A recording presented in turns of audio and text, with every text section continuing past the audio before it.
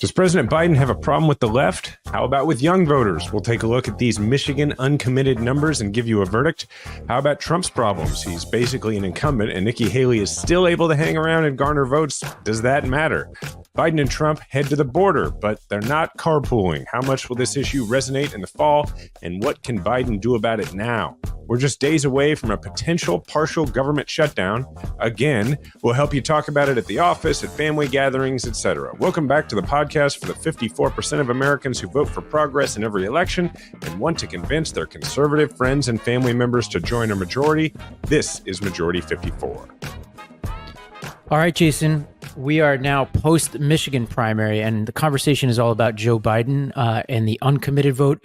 Both Biden and Trump cruised to victory, but over 13% of voters voted uncommitted, which was part of a protest vote by people in Michigan who felt like Biden wasn't hearing them on the issue of Israel and Gaza.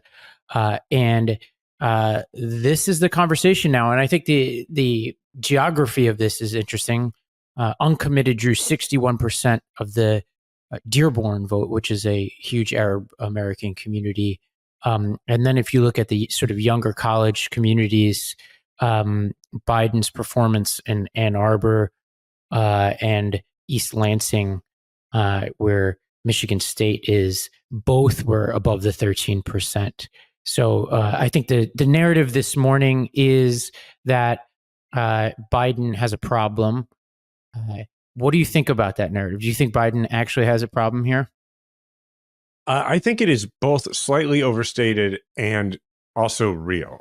So what I mean is, look, you don't really need a poll or even a primary vote to look around and come to the conclusion that Democratic voters writ large are just not that excited about Joe Biden. Like, let's be real. He's been president for 4 years. He's been in our lives for damned ever. And he's 81 years old. And look, the whole sales pitch 4 years ago was, we're going to make things a little bit boring again. Boring, but effective. Things will get done, but you won't have to wake up every day thinking about what crazy thing the president has done. And he has delivered on that promise.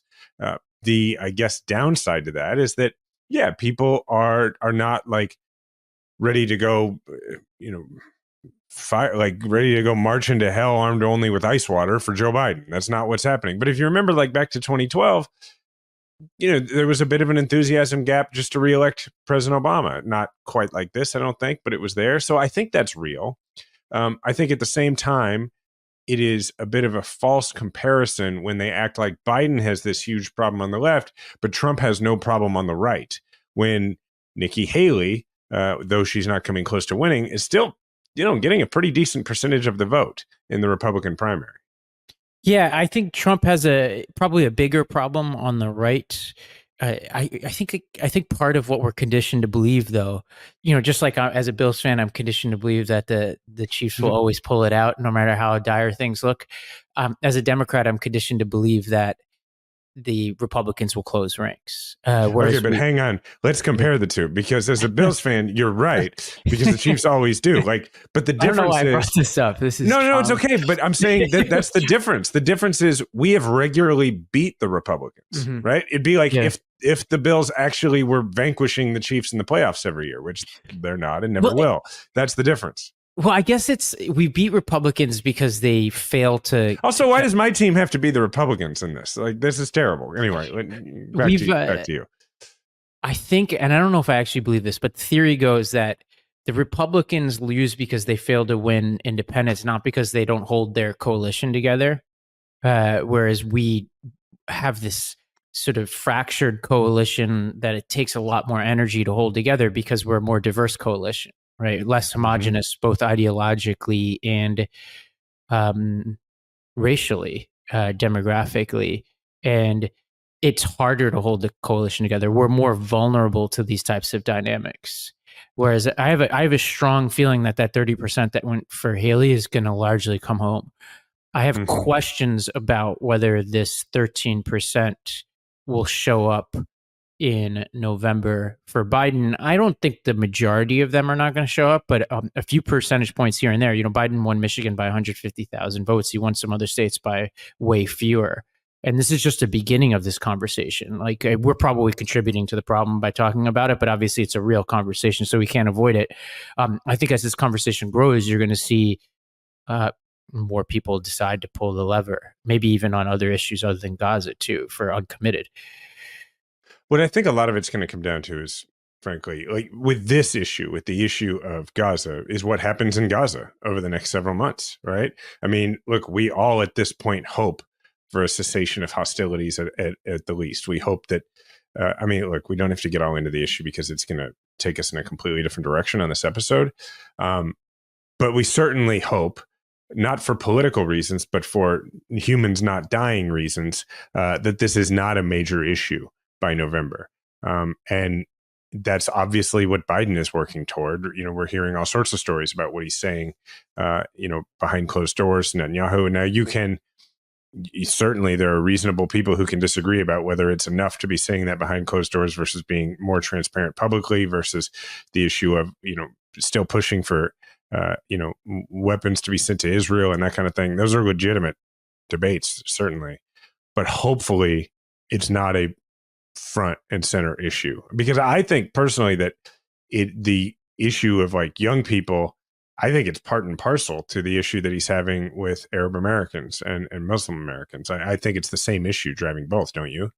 Yes, actually. And, Hill Harper, the actor, who's also, I think, a political candidate in Michigan, is, he spoke to this and some experiences that he's had on the ground in Michigan. Let's go to this clip. The Democratic Party right now has a problem in Michigan, because I was in a meeting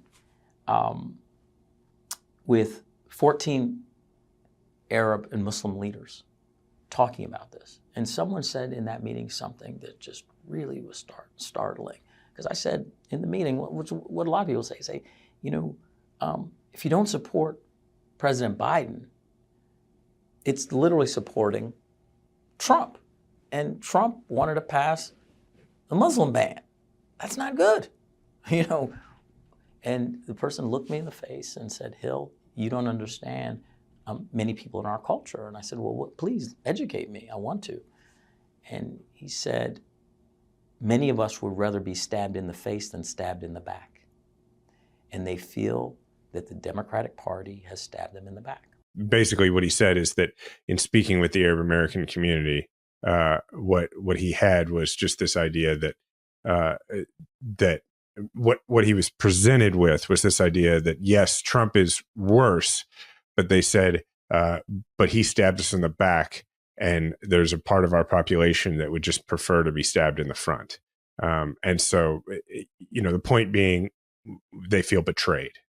Yeah, I think, this is tough because you're the politician, not me. So I think like you're more schooled in addressing people's concerns, even if you don't agree with them. Like, I think like in this case, obviously you and I don't agree on the sort of core issue with the people hitting uncommitted. Although I think we're more aligned than I think some people would assume. I think we're getting closer to them every day, man. I mean, I think that the longer this goes on you and I are two people who have never trusted Netanyahu any further than we can throw him. And he seems like he's a pretty big fella. So I don't think we're that far from them. I'm not in voting uncommitted territory, but I get it.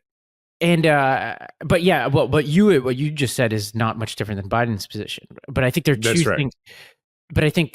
But what I think we both definitely don't agree on is stabbed in the front versus stabbed in the back metaphor. First of all, I don't think Biden is stabbing them in the front, but I think it's almost like one person maybe, I don't know what the metaphor is. Whatever it is, it's not the same implement, right? Like having a Muslim ban and using the language that Trump uses against Muslims, in addition to being as bad or worse on the Israel issue, is not like this. This is a false equivalency. And that is a tricky thing to argue because you don't want to argue with people about how they feel, right? So I don't know what the Biden administration does. And I also don't think no matter what Biden does now, policy-wise, I think the cement has dried on how, the pro-Palestinian community feels about Biden. I'm not sure he can do much to undo the perception. I think that's probably right, but I also think that if you are the pro-Palestinian community and you're trying to get a certain result, which is Biden to take, stronger action to get Israel for a ceasefire, then you leverage the opportunity that you have right now in the primaries. I mean, it's not. I mean, so from a certain perspective, it is a smart political strategy. It is saying, hey, we're not messing around right now. It's a totally separate question as to whether, if you're a pro-Palestinian American leader, if you actually push to pull the trigger in the general election and try and ask people to stay home. I know it's not that simple, right? But that's a separate question, because going back to the stabbed in the back, stabbed in the front analogy, what I think is really off about it is that the difference is the guy who stabs you in the front, like he's never going to listen to you. You have no leverage over him ever. And then the guy that metaphorically you're saying Biden has betrayed you, that is a person who you are within their coalition. So the idea is, at least this person I can sway. So I'm going to try to sway this person. And then it's a totally separate question about whether or not you ask your people to stay home in November. That it's almost two completely separate issues. Yeah, my suspicion is a lot of these leaders, like Rashida Tlaib, like I imagine a lot of them are going to finally come around to Biden in the fall, but that some percentage of their people won't be with them. Right. It's not unlike Bernie. Yes. Yeah. Although I trust Bernie more than Rashida. I know Rashida. I think. But I mean, not unlike his voters. Yeah, not unlike his voters. And obviously that's dangerous because, at least one time when we played this experiment, it was material depending on who you ask, the non-vote. So Biden's going to need every vote he can. Like I did the numbers the other day. I forget what they were, but people forget how few votes separated Trump and Biden across a few states. And that was at a point where Biden's approval rating was much, much higher. And obviously the rejoinder there is that Trump is less popular too. Although again, like his coalition is so homogenous and he depends upon so few independent voters that it's just so tricky. This feels like it's heading towards a low turnout election compared to at least the last one, maybe the last two. And that's dangerous territory for Democrats in a world where Republican voters are motivated to oust Biden. Yeah, it's just the simple math of our coalition is larger, but it's harder to keep together. Their coalition is smaller, but it's easier to keep together. And that's difficult, man. That makes for narrow margins. It makes for where you've got to be very careful. But to make people feel maybe a little less concerned, you've got Nate Silver saying uncommitted didn't do well by any reasonable benchmark in Michigan. Not sure why people are trying to spin this into a story. If anything, a little bullish for Biden insofar as it suggests that the protest vote over Gaza might not be all that large. I can see what he's saying, because you would think that if hopefully the diplomatic and actual on the ground situation in Gaza improves, which hopefully it does between now and November for the sake of human beings and also for the politics, much, in the rear view to that this would be the zenith of that protest, and that Michigan would be the place where it would be the strongest, given the large Arab American community there. And the idea being that if it gets to 15% and that's the zenith, that would be bullish. But, and I can see what Nate Silver's saying. Our friend Claire McCaskill said, yesterday, twice, she actually put in her tweet. I'm not reading a bad quote. Yesterday, twice as many people voted against Trump in the Republican primary than against Biden in the Democratic primary. Almost 300,000 R's said no to Trump. Only 144,000 D's said uncommitted, or those other two people running versus Biden. I love how Claire doesn't even name those other two people. So, there's something there to make you feel a little better if that's what you're looking for. Should we move on to the Trump and Haley situation here a little bit? Yeah, as this guy Tim Bonnier pointed out on Twitter, Trump's 42-point margin was 15 points short of his final 538 margin. So he's, the theory goes that he's underperforming the polling. It's so hard to say because there is no evidence that I can see other than this that Trump is in any way hemorrhaging support on the Republican side. Like, quite the contrary. Like, he seems so durable within the Republican coalition both as evidenced by the fact that he's running away with the primary and the fact that it seems like almost every elected official seems to be tripping over themselves to do whatever he asks, including people who were way more bold in trying to skirt him in previous years. It's fascinating to me how much things have changed in 8 years, because if you recall, the question going into 2016 was, okay, he polls here, but isn't it likely that a lot of people, when they're polled, don't feel like they can actually say they're voting for Trump because it's embarrassing and there's some shame associated with it? So won't he, and it turned out to be the case, won't he actually perform better than he polls, because people can go into the ballot box and it's a secret ballot and they can, do what they want to do. Now he's so mainstreamed, he is the Republican Party, that when people are polled, they are more likely to just say Trump, either because they think it's the appropriate thing to say, or I think just as likely because they're polling people who aren't necessarily going to go actually vote in a Republican primary. And they're like, yeah, I guess Trump, because they haven't followed it and they don't really know who Nikki Haley is. And then he underperforms the polls. So it's fascinating how we've gone from him being a somewhat of a pariah, yet the nominee, but somewhat of a pariah 8 years ago, to where they felt shame in actually saying to another person they were voting for him, to now it's like assumed that they will be. Yeah. I don't know what that means, if that's good or bad. It's just interesting. Yeah, I'm trying to find like silver linings here. The one silver lining is the financial numbers, where, Biden has over $100 million cash on hand, basically raised more in January than Trump has in the bank. And Trump is not sitting on a lot of money right now, and obviously is probably going to spend some of that on some stuff that has nothing to do with campaigning. Yeah. So that, plus the fact that I think in a world where Trump is dipping into campaign coffers to pay for personal stuff, you can imagine certain big donors who are gettable, like the Koch network, for example, who suspended funding for Haley after South Carolina, which is, like saying they've stopped it, is I have a hard time imagining those folks jumping in and throwing money at Trump, knowing what he's spending it on. That's the silver lining. I have a big question about how much this campaign funding matters in 2024, right, especially when you're Trump, when you can garner instant media attention. Yeah, if there's an argument for why it matters because it's going to be a turnout election. It's not going to be a persuasion election for the most part, right? I mean, Biden has to persuade some people, but mostly what he has to do is persuade some people to show up. Right. And Trump vote early too, which is vote early, show up. And there's a lot of logistics and mechanics that go into that. And it takes a lot of resources and infrastructure. So that's where there's a silver lining. That's where money is going to matter. But I'll give you another silver lining, which is that Biden is starting to campaign, and he really hasn't. And Trump has only been campaigning. He's not running a government, obviously. The only thing he's overseeing is a boutique law firm specializing in defending him. It's a complex, we would call a complex litigation law firm. Yes, that's what boutique, my ass, right? Specializing in all sorts of areas of law. Yeah, he's got a white collar firm with 13 associates at a minimum. Civil and criminal. Civil and criminal. Yeah, that's just the civil side. Yeah. 26 probably.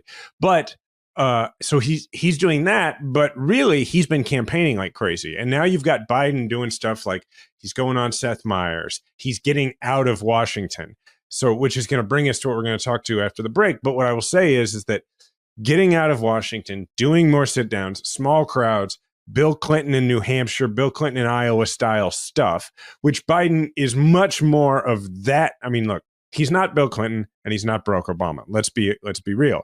But on the scale between the two, he's closer to Bill Clinton's style than he is to Barack Obama's style, right? Yeah. He's much more of a work the crowd, charm people, say to every guy, because I've campaigned with him, every guy over 6'3", he's going to say, man, you look like you could still play. He's going to do these moves, okay? Right. And they are appealing, and it's a lot different than when he stands behind a podium in the White House or anywhere in Washington. He's just better at this. And so if you're looking for a silver lining or sort of a reason to be optimistic, it's that he's starting to get out and do that stuff. So I went to the sort of Optimism Factory over the past few days because I've been deeply pessimistic, as most of our listeners would know. And this is what I came up with. Okay. This is the best I could do here. The Biden is going to benefit from the fact that this deep pessimism came as early as it did. That's true. I agree with this. And I just think that our attention spans are what they are. And I can't imagine that this doomsaying is going to last as long as this sort of election cycle, because nothing lasts that long in American life.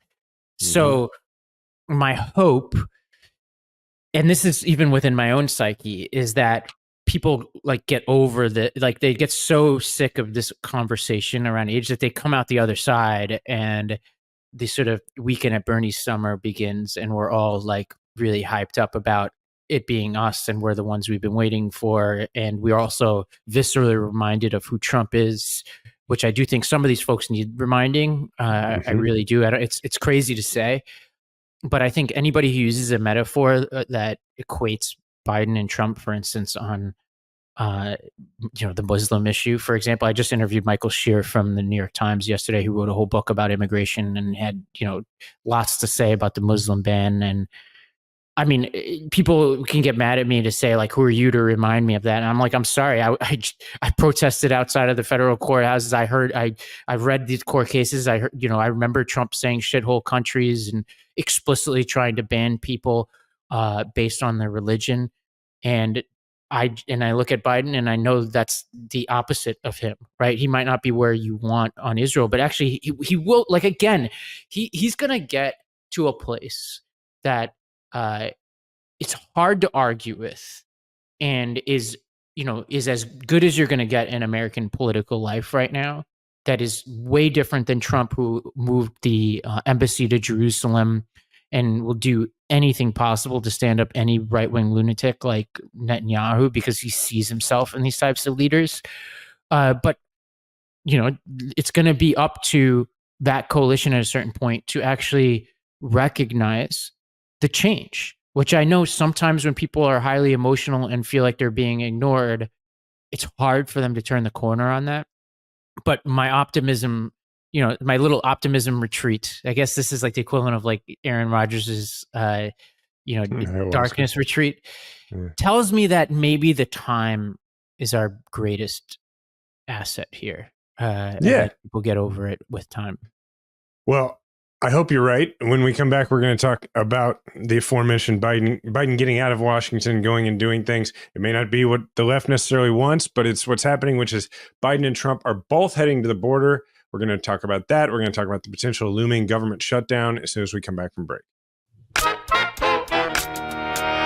Heart health and staying healthy, especially when you have family, friends, or loved ones that you want to be able to spend as much time with as possible, is so, so important. February is Heart Health Month in the United States, and more than half the population would still benefit from blood pressure support. SuperBeets Heart Chews are the #1 doctor, pharmacist, and cardiologist recommended way to support healthy blood pressure, and they even promote heart-healthy energy without the stimulants. Paired with a healthy lifestyle, the antioxidants in SuperBeets are clinically shown to be nearly 2 times more effective at promoting normal blood pressure than a healthy lifestyle alone. And with over 40,000 5-star reviews and counting, people are raving about SuperBeets Heart Chews. SuperBeets Heart Chews are absolutely delicious, and they're truly much better than any alternative supplements out there. I take my SuperBeets Heart Chews each morning, and it's really helped kickstart my day. After taking my SuperBeets Heart Chews, I feel like I have more energy. I'm ready to take on the day. SuperBeets Heart Chews support healthy circulation, so you not only get blood pressure support, you also get productive, heart-healthy energy without the crash. Support your heart health with SuperBeets Heart Chews. Get a free month supply of SuperBeets Heart Chews on all bundles and a free full-size bag of turmeric chews valued at $25 with your order by going to majority54beats.com. Get this exclusive offer only at majority54beats.com. Typical children's vitamins are basically candy in disguise, filled with 2 teaspoons of sugar, unhealthy chemicals, and other gummy junk growing kids should never eat. That's why Haya was created, the pediatrician-approved superpowered chewable vitamin. While most children's vitamins are filled with 5 grams of sugar and can contribute to a variety of health issues, Haya is made with 0 sugar and 0 gummy junk, yet it tastes great and it's perfect for picky eaters. Haya fills in the most common gaps in modern children's diets to provide the full body nourishment our kids need with a yummy taste they love. Formulated with the help of nutritional experts, Haya is pressed with a blend of 12 organic fruits and veggies, then supercharged with 15 essential vitamins and minerals, including vitamin D, B12, C, zinc, folate, and many others to help support immunity, energy, brain function, mood, concentration, teeth, bones, and more. It's non-GMO, vegan, dairy-free, allergy-free, gelatin-free, nut-free, and everything else you can imagine.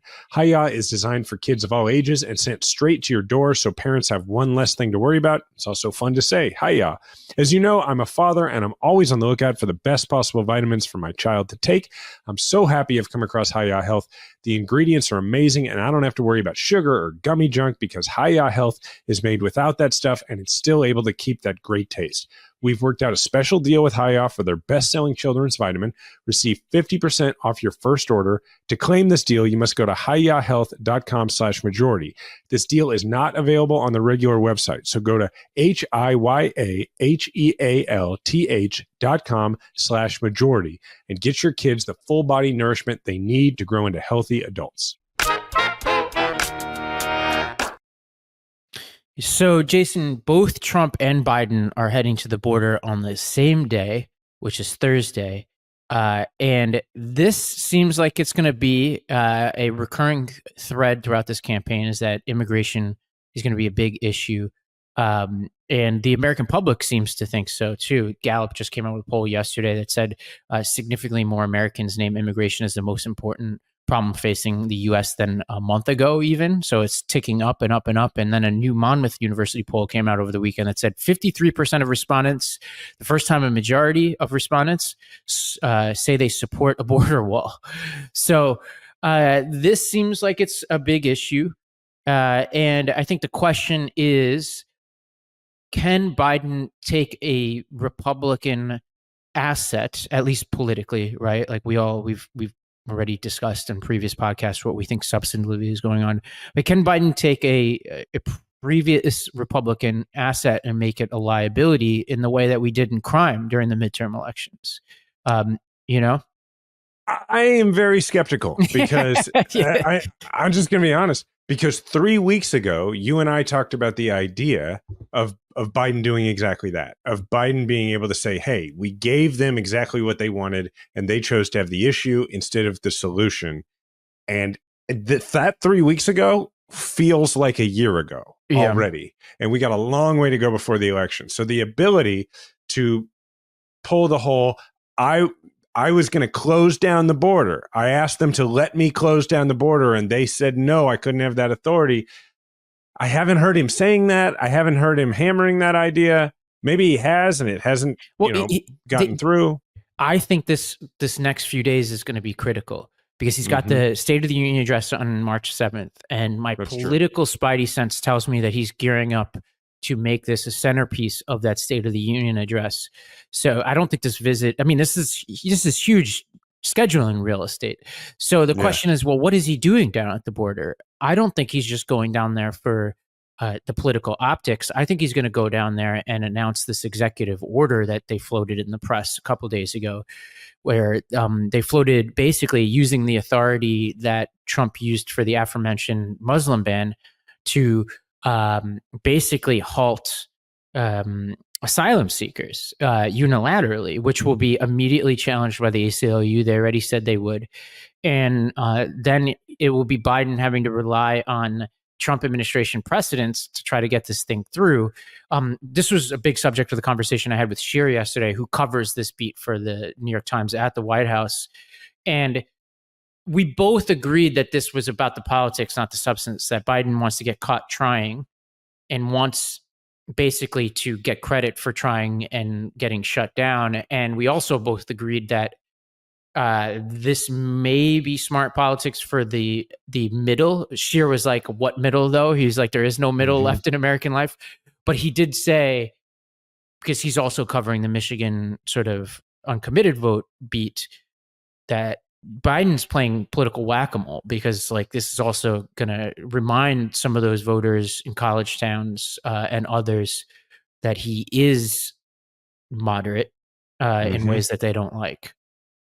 It's tricky because your point is a good one, that he wants to get caught trying, because if he were successful, let's say, I want to close the border, I want to use these powers to stop asylum seekers. If he were able to do those things fully, he would be punished by the left, I think, in turnout and that sort of thing. But if he attempts and is unsuccessful, then the question is, does the left think he's going to do it, or do they just give it a pass because he was not successful in doing it, right? So, and then does that get you anything, right? Can you really win any of these folks back? I think it is very difficult. What this really comes down to, as you've pointed out many times, is the current policy with regard to immigration is not actually working. No. Which is as evidenced by the fact that Biden tried to make a bipartisan deal that the Republicans rejected that would have helped. But there are, in cities across the country, there is a sense that the migrant population is becoming problematic for mayors and that sort of, and, we're talking liberal mayors. So it is a real problem. And it just comes down to, he has to find a way to actually alleviate to some degree that problem. That's the best politics.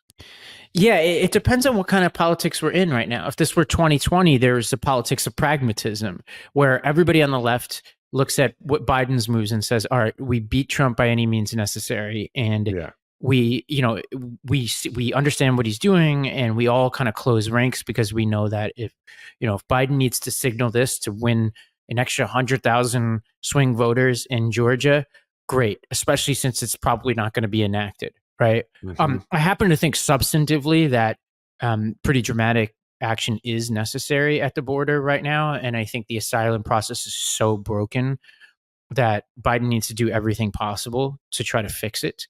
And I do think like the legislation that was pushed made a lot of sense, which it was just increased capacity. Right now, people are coming in and they're declaring themselves at the border, no matter what their asylum claim is, which is hurting people with credible asylum claims. And we need to keep that in mind, that there are people out there who are fleeing oppressive regimes who can't get a hearing for 5-6 years, and who are also facing a politics that's going to be increasingly restrictionist on asylum seekers and skeptical of asylum seekers, because economic migrants are taking advantage of that system.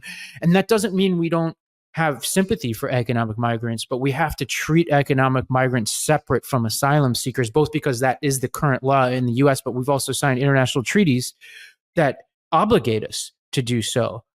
So this is the real mess. And, this is an example of like the high wire act that Biden has to pull off, because we talked about him, increasingly campaigning and all of that. But his governing challenges are as significant as any president in our lifetime right now, like the kinds of issues that he has to solve. We'll talk about the debt ceiling, government shutdown, Ukraine aid. We're talking about the border. He has to continue to shepherd through a strong economy. He has to push a ceasefire in Gaza. I mean, you can go on. And student loans, he's continuing to fight on that front. I mean, it's real. And he's double our age doing this right now. You couldn't help yourself. Yeah. Do you think that what he's setting up, given the fact that his argument has been about the need for resources, that he's going to the border, do you think that like the head of the Border Patrol Union is going to be at the State of the Union, or somebody from the border? That's what I would do. Yeah, I would have them as a guest. I think he'll invite them. Bet. I think he'll invite them. The question is, like, these Border Patrol Union people, like, it's a good way to lose your job as the head of the Border Patrol Union, is to show up, unless you are able to say, I'm trying to get us the increase we need. Confident. I mean, in a strictly transactional world, that would make a lot of sense. The problem for the head of the Border Patrol Union is that he's got to be thinking there's a 50-50 chance that Trump becomes the next president. And you know that that's the end of you if Trump becomes president. I'll give you a more immediate problem. How about the fact that everybody who votes you in as the president of the Border Patrol Union lives at the border in Texas and is in the Border Patrol? They're mostly not voting for Biden, right? Yeah. So I know it's a union, but still, like they're mostly not. And so that's a difficult, talk about your high wire act. But if he can do that, the surest way to, in a, miniature way or in a small measured way, co-opt some of that issue is to be in a position to present the Border Patrol as being on your side in this campaign. If you can do that, that gets you a very long way. I mean, he'll definitely mention it, right? So, and then the question is like, who does he point to in the audience? I'm sure they'll find somebody. So it may be like a former Border Patrol person who's been outspoken or whatever, but they'll say it. And I think the question is, really interested to see what this, because the State of the Union is one thing, right? Like only so many people are going to tune into that, but it tells you what they think their narrative is heading into this sort of critical, I would say early stages of this long campaign season. And the challenge for Biden, but is an opportunity, is how do you not just make it, you don't want to be on Republican territory all the time, right? But so how do you take an issue that is a traditional strength of Republicans and a traditional vulnerability for Democrats and turn it into not just an asset for you potentially, but something that speaks to a wider story that you want to tell? And I think for this one, it's pretty obvious, which is you take the, Trump's explicit, his explicit directive to kill this bill, to describe the kind of governance we can expect from him and the obstacles that Biden has had to overcome as president, which is these are not people interested in solving problems. They're political arsonists. And what you can expect under their administration is chaos. And there's no issue they're trying to solve. They're just trying to, burn the system down. And they're trying to, and he could point to the government shutdown stuff. You could point to the Ukraine stuff. You could point to the border stuff. You could point to Trump saying he wants to be dictator on day one type stuff. And you point to all that stuff and say, these people aren't interested in governing. We do this sort of unsexy work of governing, and it may not get you jazzed to doesn't spring you out of bed in the morning to pull the lever for Biden, but a vote for Biden is a vote for some sense of stability and common sense.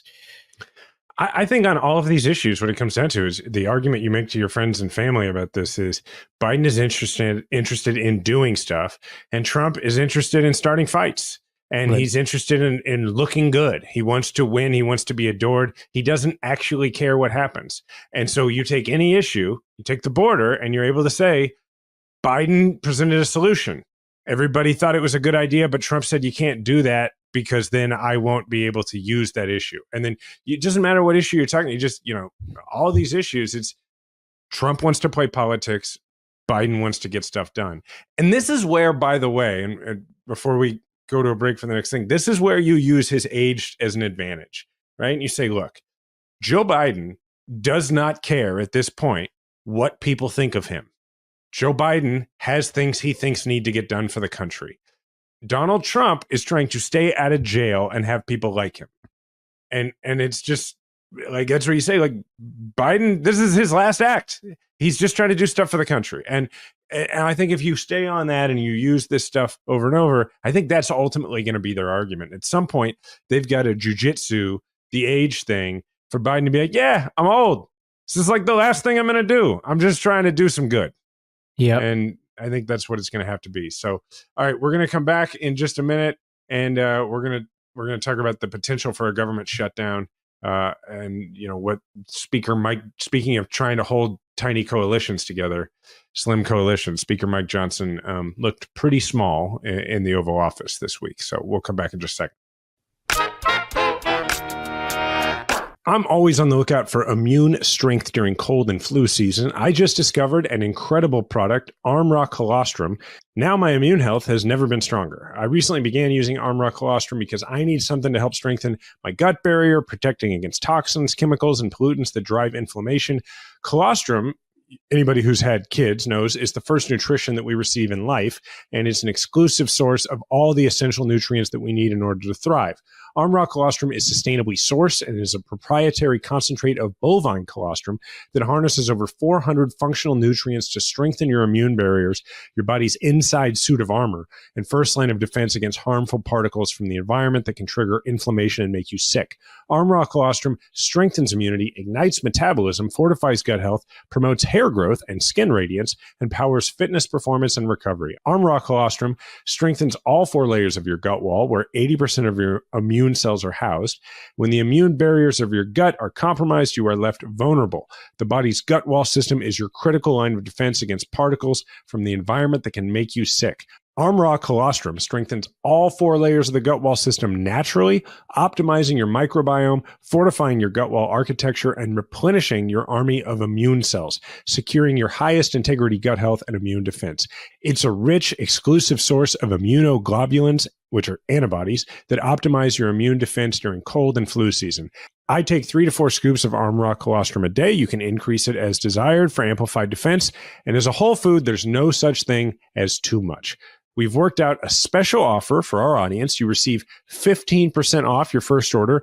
Go to tryarmraw.com/majority or enter majority to get 15% off your first order. That's tryarmra.com/majority. I'm not a young man anymore, and I know that finding the right life insurance to protect my family members with Policy Genius has never been more important. You should make life insurance part of your financial planning this year. You could start shopping now with Policy Genius to find a policy to protect your family. And getting life insurance today means you'll have peace of mind so that if something were to happen to you, your family can cover expenses while getting back on their feet. Luckily, Policy Genius helps you compare your options from top companies, and their team of licensed experts is on hand to help you talk through it all. Having the right life insurance will give you the peace of mind, knowing that your family will be taken care of in a worst case scenario. And they have licensed award-winning agents and technology that make it easy to compare insurance quotes from America's top insurers in just a few clicks to find your lowest price. With Policy Genius, you can find life insurance policies that start at just $292 a year for $1 million of coverage. Some options offer same-day approval and avoid unnecessary medical exams. Policy Genius works for you, not the insurance companies. And that means they don't have an incentive to recommend one insurer over another, so you can trust their guidance. Save time and money and provide your family with a financial safety net using Policy Genius. Head to policygenius.com/majority or click the link in the description to get your free life insurance quotes and see how you could save. That's policygenius.com/majority. All right. Well, speaking of Biden having his hands full, he hosted congressional leaders Tuesday at the White House to both try to avert a government shutdown and get Ukraine aid through. Let's go to a video of congressional leaders reacting to this meeting. The first priority of the country is our border and making sure it's secure. I believe the president can take executive authority right now today to change that. The other big priority for our country, of course, is the funding of our government. And we have been working in good faith around the clock every single day for months and weeks and over the last several days, quite literally around the clock, to get that job done. We're very optimistic. I hope that the other leaders came out here and told you the same. We believe that we can get to agreement on these issues and prevent a government shutdown, and that's our first responsibility. The meeting on Ukraine was one of the most intense I have ever encountered in my many meetings in the Oval Office. We said to the speaker, get it done. I told him this is one of the moments, I said, I've been around here a long time. It's maybe 4 or 5 times that history is looking over your shoulder. And if you don't do the right thing, whatever the immediate politics are, you will regret it. I told him 2 years from now and every year after that, because really it's in his hands. And it was the consensus in that room. Zelensky and Ukraine will lose the war if we don't get the arms and don't get them quickly. This is an existential moment for the free world as it relates to being there for our democratic allies in Ukraine, in Israel, and in the Indo-Pacific, and also at the same period of time, making sure that we provide humanitarian assistance, to Palestinian civilians who are in harm's way in Gaza or in other theaters of war through no fault of their own. All right. Well, I think Schumer, I mean, Schumer's pissed. You can tell. Yeah. Like, have you spent a lot of time with Schumer? You know, I was just writing something the other day involving Schumer because he gives the same graduation speech. He gives the same everything speech. Yeah. So I had the experience one year of listening to him give my graduation speech for Binghamton, by the way, Hakeem Jeffries, who we just heard from, a proud Binghamton graduate. And then a couple of years later, my mom graduated from college. She graduated from college after me. And I was sitting in the audience for the exact same speech from Chuck Schumer. And it's like a rite of passage. I think Schumer is so impressive. Like, regardless of people could say about what his politics are and all that, I don't even know what his politics are anymore. I just could say from somebody who has a lot of negative things to say about the leaders who've come out of New York over the past few decades, that Schumer is very effective, very energetic, and I'm proud to have him representing the state of New York. Schumer is just, I mean, I don't have enough time for all the Schumer stories I have because he was the head of the DS, right? When you were running for Senate, right? No, more than that. He was the guy who was going to be majority leader if we won the Senate. And he, looked at me and two other people and was like, all three of these need to win for me to become majority leader. So he and I talked all the time. And which is to say, he talked and I listened, and then I would say some stuff and then he would talk again. But anyway, that's Schumer angry. And that's Schumer deeply serious. We have breaking news, I guess, that's come out. So we're recording this on Wednesday, and I guess Mitch McConnell has announced that he in November will step aside as Senate Republican leader. I don't think we need to spend a lot of time on this because I don't think anybody thought that he was going to try to be leader again. I mean, the guy has had some health problems. He's run the race and he's done all the damage. He would say good. We'd say damage that he can do. Don't you think? Yes. This is not shocking, but it's going to be fascinating to see what happens next, because we've now run through the sort of underbrush of the Mitt Romneys and the Ben Sasses and all that. And now McConnell is like moderate compared to, I never thought we would say this, crazy. And for people listening, I don't mean he's actually moderate. I just mean that this is how extreme the Republican Party is now, that McConnell's too moderate for the Republican Party. And McConnell thinks the government should exist for reasons other than score settling sometimes. All right, but let's go back to this shutdown. Mike Johnson is the dog that caught the car, because Mike Johnson is in this situation where he can keep the government open by just having a few Republicans, himself included, vote with Democrats, and then they'll keep it open by a healthy margin. But if he does that, he's just going to be Mike Johnson. He's not going to be Speaker Mike Johnson anymore, which, so we're going to find out if he's going to be like most politicians in Washington, where he thinks that keeping the moniker in front of his name is the most important thing in the world that could happen. But Schumer's point is, dude, it is about more than that. A Democratic ally is going to lose a war unless you get off your ass and pass Ukraine aid. That is a huge deal. And you're seeing Zelensky be much more strident about talking about domestic American politics, because he knows that his fortunes weigh largely on it.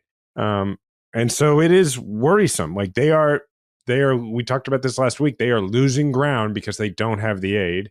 And it's desperately important that the U.S. Congress act. Yeah, it's hard to imagine if he can't rally for this, Johnson, then there's no hope, because what Schumer is saying is that they've all acknowledged that Zelensky and Ukraine lose if we don't give them this aid. Mm-hmm. And if Johnson can't get his back up on this, then there's just no hope on anything. And so I'm really hoping that he does the right thing here. Here's what I think is going to happen.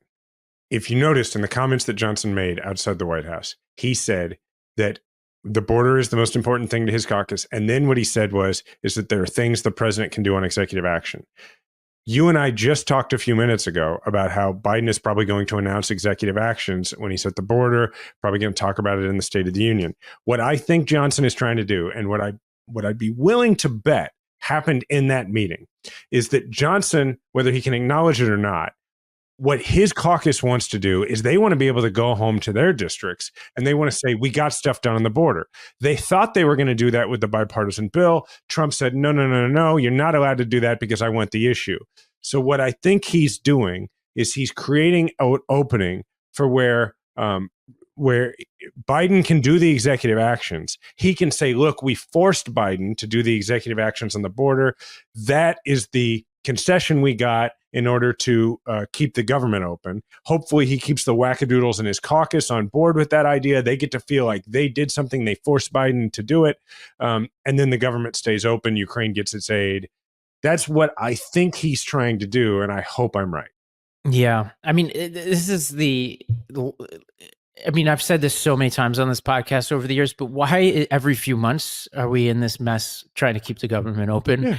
It's crazy. If keeping the government open were us staying in an apartment, I would consider us housing unstable.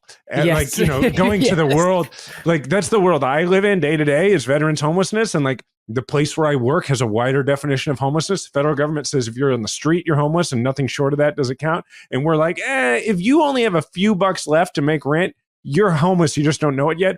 The United States is analogously homeless. We just don't know it yet. The way we take every once in a while, we're just like, let's see if we make rent. It's terrible. It doesn't make any sense.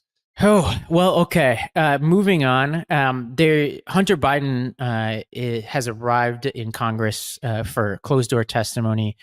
He's going to face questions from members of 2 GOP-led committees for a deposition behind closed doors. And I don't know what to say about this other than it seemed to come and go that the Russians planted probably the most incendiary piece of information against Hunter. And as we acknowledge, there doesn't change some of the other stuff that Hunter did, but I'm not sure why him having a substance abuse issue or a improperly licensed, unlicensed, or whatever firearm is a matter of national concern. But this seems like a tremendous waste of time and resources. Yeah. Let's just reiterate what we talked about last week, which is that a Russian intelligence operation successfully used what is essentially a Russian asset, a guy named Smirnov, to plant a story that was picked up by congressional Republicans and got them to launch an impeachment inquiry against the president of the United States based entirely on something fabricated by Russian intelligence.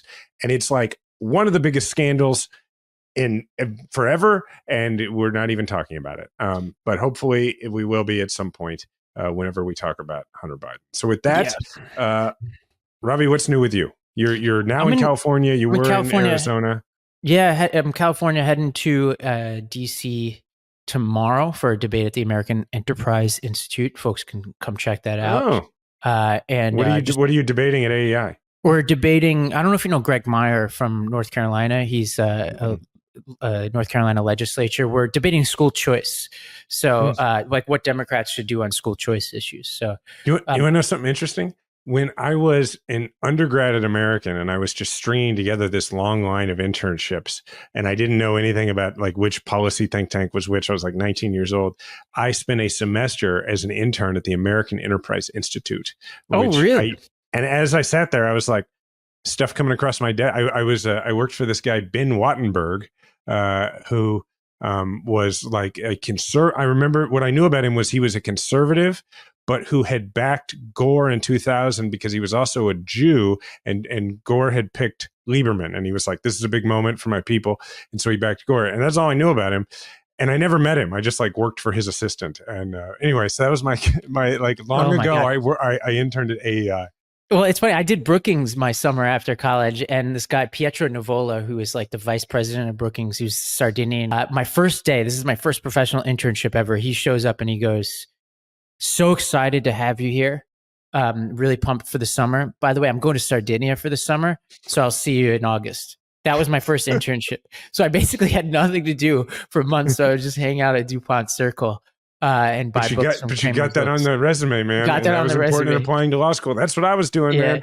I was like, anybody who's figuring out where to go to college, if you go to American University, they structure the schedule so it's the classes are Monday, Thursday, and Tuesday, Friday, so that Wednesdays are off, so that every semester you can spend a full day every week somewhere, which is great for your resume. It's funny. This will make you laugh. My immediate reaction to that, like I think most people would be appalled by that. I looked at him and I was like, I want to be that guy when I grow up. And now I'm that guy. Now you are that guy. Now I'm that guy. Well done, man. Well done. I've survived.